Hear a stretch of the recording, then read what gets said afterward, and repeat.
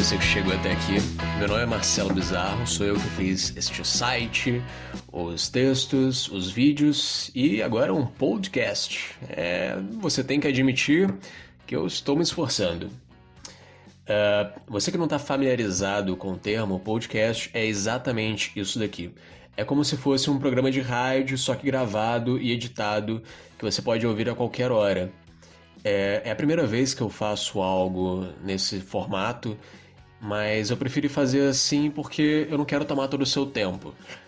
Se você estiver muito ocupado, você não vai precisar de ficar parado lendo ou assistindo algum vídeo.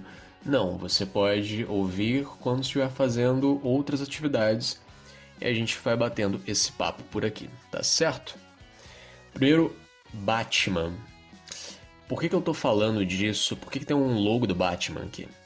Bem, Batman sempre foi meu super-herói favorito. Eu tinha uma fantasia do Batman quando eu era criança, que era basicamente uma capa, uma máscara e uma sunga. E eu ficava andando pra tudo que é lado com isso daí. Meu apelido era o Batman de cueca e eu cresci lendo os quadrinhos do personagem. Minha história favorita é A Piada Mortal e eu ainda quero ter uma com o autógrafo original do Alan Moore.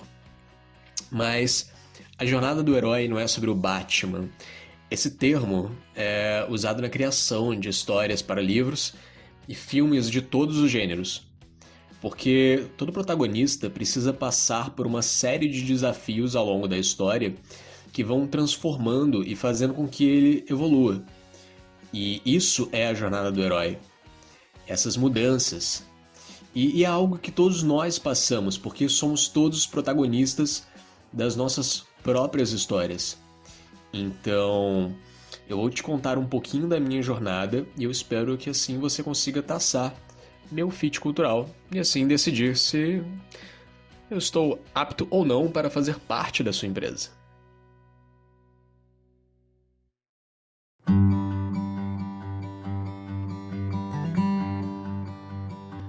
Para começar, eu carrego alguns traços da minha personalidade desde a minha infância. E uma das coisas é ser questionador. Sabe aquela coisa de por que não é resposta? Eu sempre quis entender o porquê. E quando a resposta não parecia coerente, eu protestava.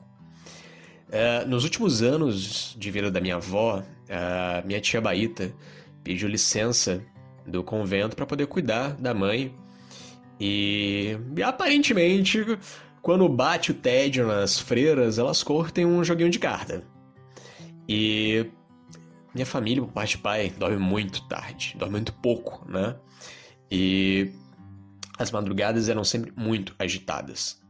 Minha tia Baíta me ensinava vários jogos de carta e às vezes, para poder montar time, ela me chamava para jogar junto. E naquele período, eu estudava num colégio católico. E em um belo dia, a Madre Superiora me chamou para ter uma conversa. Como era de praxe, a minha professora foi junto e lá estávamos nós na sala da diretora. Eu era muito novinho e quem me conta essa história é a professora que estava lá comigo. A Madre disse que eu estava promovendo a jogatina no colégio, porque na hora do recreio eu levava o baralho para jogar com os meus amigos e aquilo não era permitido. A minha professora falou que eu só fazia aquilo na hora do intervalo, mas ela disse que mesmo assim não era certo. E nesse momento eu cruzei os braços, levantei da cadeira, fui até a Madre e disse: cara de pau, Madre. Vocês ficam lá toda noite em casa jogando baralho e eu não posso jogar com os meus amigos?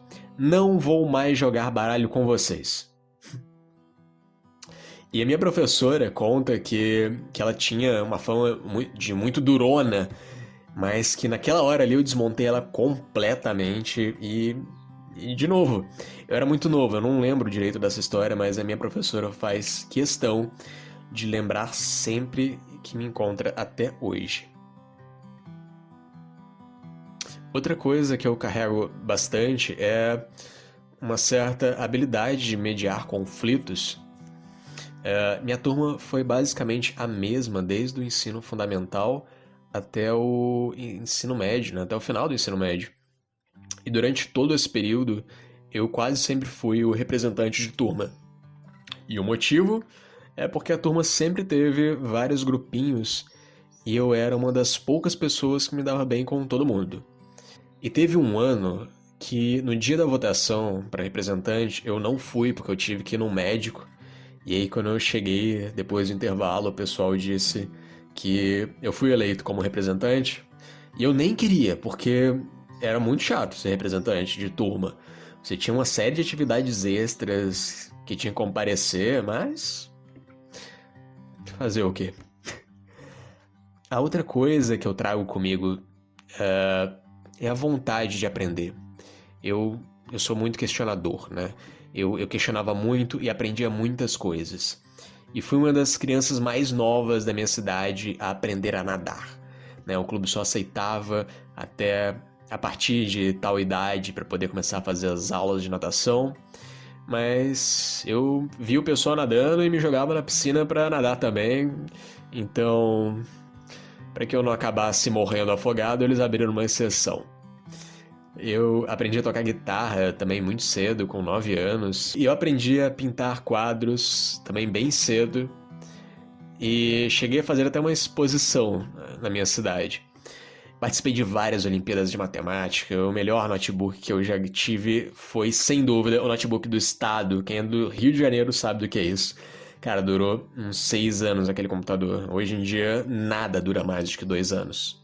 A infância foi muito gostosa, mas a infância não dura para sempre e eu tive que crescer.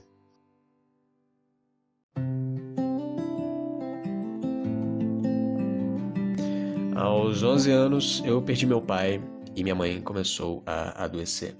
Foi um período muito difícil na minha família. Alguns anos depois, eu comecei a fazer curso de AutoCAD e projetei 2 casas e um terreno que nós tínhamos, e minha mãe resolveu começar a construção delas.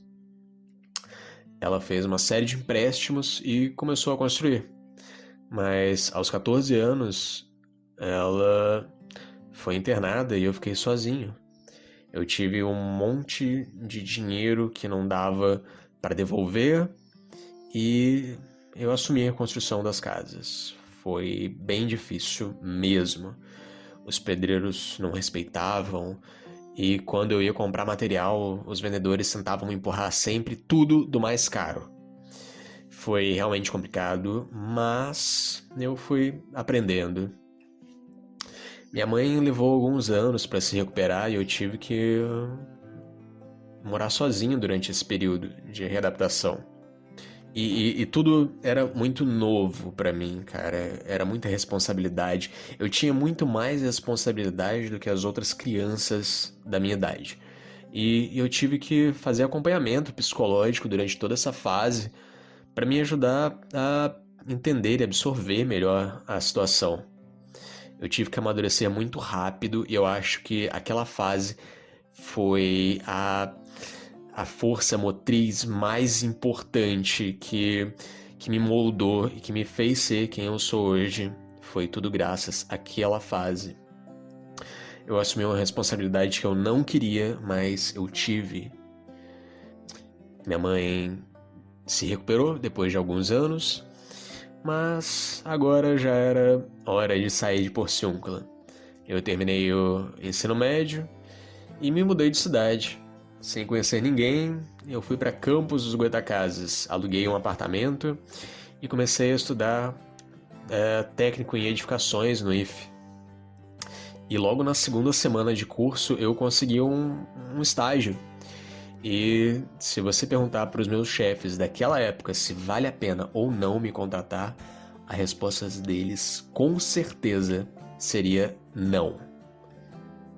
Talvez eles podiam até dizer sim, porque eles eram muito legais, mas eu era horrível, eu era muito horrível mesmo.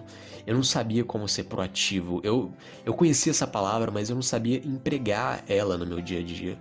Todo dia eu chegava para eles esperando uma lista de coisas que eu deveria fazer. Eu não propunha nada, eu apenas esperava que aquilo que eles podiam me passar. Mas nem sempre eles tinham coisa para me passar e eu ficava meio que parado na minha mesa. E aquele Marcelo, meu Deus, aquele Marcelo tinha muito a coisa para aprender sobre o trabalho ainda. Eu fiquei 6 meses lá e pedi para sair. Queria ter mais experiência em outras empresas e fui pegar meu novo estágio. Quando eu fui dar entrada na papelada no IFE, eu descobri que eu não podia. Era apenas um estágio por curso. E a minha solução foi começar a fazer outros cursos. E assim fiz 4 cursos técnicos, sempre estagiando e trabalhando.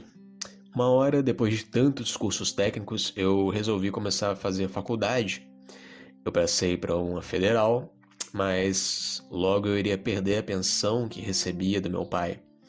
E eu não teria mais como me manter se eu estivesse estudando em período integral. Comecei a fazer a faculdade particular para poder ter tempo de trabalhar. Como eu trabalhava em obras, eu precisava constantemente me mudar de cidade e eu fui pegando transferência das faculdades que eu estudei também. Bem, o tempo foi passando e em 2015 eu trabalhei em 2 empresas que me fizeram acreditar no quanto que eu era capaz. No primeiro semestre eu comecei a trabalhar na Futura Engenharia, onde Eduardo Pedra, que era o proprietário da empresa, que é o proprietário da empresa até hoje, né? Ele me chamou para conversar a respeito de algumas concorrências públicas que eles haviam ganhado em uma cidade a uns 150 quilômetros mais ou menos dali. Ele me perguntou se eu conseguia tocar aquelas obras e na hora eu falei que eu não sabia, eu precisava de estudar um pouco mais e entender o que era aquele mercado que eu estava entrando. E eu peguei as planilhas de custo, fui para casa e depois do almoço voltei pronto para começar. Conversamos o resto da tarde sobre como seria feito a estratégia ali para a gente poder conseguir avançar com as obras.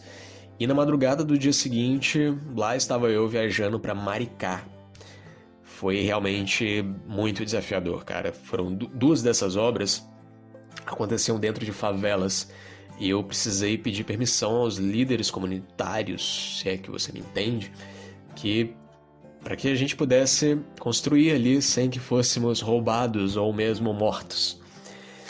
E além disso, eu precisava de contratar mão de obra, montar uma base e conseguir crédito para que as empresas pudessem me vender material. Foi muito complicado, mas depois de 1 mês, mais ou menos, tudo ocorreu tão bem, eu consegui fazer isso tão direitinho que eu pude assumir uma outra obra em Campos dos Goytacazes. No final daquele semestre, as obras já estavam acabando e sem previsão de novas obras, eu tive que procurar um novo emprego. No segundo semestre, foi no segundo semestre ainda de 2015, eu comecei a trabalhar em um contrato da Petrobras em Macaé. E eu me tornei fiscal de contratos milionários, cara. Centenas de pessoas locadas, maquinário, equipamento grande. Eu nunca tive tanta responsabilidade nas minhas mãos. Meu telefone tocava toda hora com alguém precisando de alguma coisa. Cara, Natal, Réveillon, Carnaval. Eu nunca tinha me sentido tão útil em toda a minha vida. Era muita responsabilidade, sabe? Mas meu contrato era por tempo limitado e ao final do primeiro contrato eu fui alocado para um segundo e ao final do segundo eu resolvi não aceitar, pois eu estava querendo fazer parte de uma empresa. Eu estava realmente cansado de ser um prestador de serviço. Eu queria fazer parte de um time e não aceitar aquele emprego ali foi a pior decisão, profissional que eu já tomei na minha vida. Eu subestimei a crise. 4 milhões de desempregados? Isso pra mim não é problema, porque eu sou bonzão e logo logo eu vou estar empregado. Era o que eu pensava, mas os meses foram passando, minhas economias diminuindo cada vez mais, e eu tive que pegar menos matéria na faculdade porque eu precisava economizar. Os nãos continuavam chegando e o medo aumentando. Foi então que eu consegui um sim para uma vaga júnior em Curitiba, o outro lado do Brasil. E eu fui. Era uma startup, mas a projeção de crescimento deles não foi atingida. Eu sabia que com o valor que eu estava recebendo ali, eu não iria conseguir me manter e pagar a faculdade. Então eu tive que buscar um outro emprego e voltei a trabalhar com obras. Quando as obras acabaram, eu tive que trancar a faculdade. E após mais alguns nãos, minhas economias já estavam zerando. Depois de quase 13 anos, eu tive que voltar para casa da minha mãe. Foi a maior queda que eu já tive. Eu acho que eu não consigo comparar nada a esse momento. Os heróis, durante suas jornadas, eles enfrentam alguns desafios, mas o maior deles é sempre o momento em que eles caem. Eles se sentem fracos, completamente derrotados, e era assim que eu estava me sentindo. Um fracasso completo. Eu passei uns 2 meses ali naquela cidade sem falar com ninguém. Mas lembra daquele clube que eu aprendi a nadar? Durante esses 2 meses eu só saía de casa para ir lá fazer uma sauna e voltar, sem falar com ninguém. E lembra da minha turma de escola que crescemos juntos? Um belo dia, fui lá fazer minha sauninha e um dos meus amigos de escola tava lá. Zinho. Ele veio puxando assunto e eu, sem querer ser grosso, eu fui dando corda. Ele começou a me perguntar como eu estava, o que eu tinha feito. Eu fui dando aquelas respostas meio mornas, sem querer passar muito do que eu estava vivendo ali. E ele me contou que ele falava para todo mundo da minha história. Do carinha que saiu de Porciúncula e que morou em várias partes do Brasil, trabalhou em várias empresas. Ele disse que queria ter tido a coragem que eu tive para poder sair. E me perguntou até quando eu ia ficar ali em Porciúncula. Eu respondi que eu não sabia e fui embora, cara. Não por ter... Eu fui embora me sentindo um merda. Não por ter voltado a morar com a minha mãe, que talvez seja o maior medo da vida adulta, mas um merda por estar achando que aquela situação que eu estava vivendo ali era a conclusão da minha história. E não era, não é. É uma fase. Na fase de criação de um personagem, a jornada do herói, tem o que chamamos de abismo, que é quando ele cai. É a maior queda que ele tem. E sabe como é que é chamado a fase seguinte? O retorno. Acho que deve estar passando um bocado de filme na sua cabeça que tem o retorno. Mas o retorno é quando ele vence o abismo e volta mais forte do que nunca, porque para poder vencer aquele desafio, ele teve que se preparar mais do que jamais conseguiu. E estar sem trabalhar, cara, é horrível. Mas está sendo uma oportunidade que eu tenho para estudar e me tornar mais forte. Eu estou fazendo vários cursos extras e logo logo algumas novas certificações estão vindo por aí. Eu estou buscando o retorno e espero conseguir em breve. E sabe aquela cidadezinha que eu nasci, que é onde eu tô agora? Durante todo o período que eu tive fora, o Jornal da Cidade publicou algumas matérias sobre mim, como um dos porciunculenses que a cidade sente orgulho, e eu quero dar a eles, cara, a continuação dessa história. Tá longe de um fim. E eu quero dar um retorno digno de um bom roteiro. Eu acho que agora você já tem base o suficiente para traçar o meu perfil cultural, meu fit cultural. E é isso. Caso queira entrar em contato, eu teria o maior prazer em te receber. O meu e-mail é marcelobizarro.eng de engenharia, né? marcelobizarro.eng@gmail.com. E caso saiba de alguma vaguinha, cara, conta pra mim. Abraço e muito obrigado por ter me ouvido até aqui. Eu sou Marcelo Bizarro e essa é a minha jornada de herói.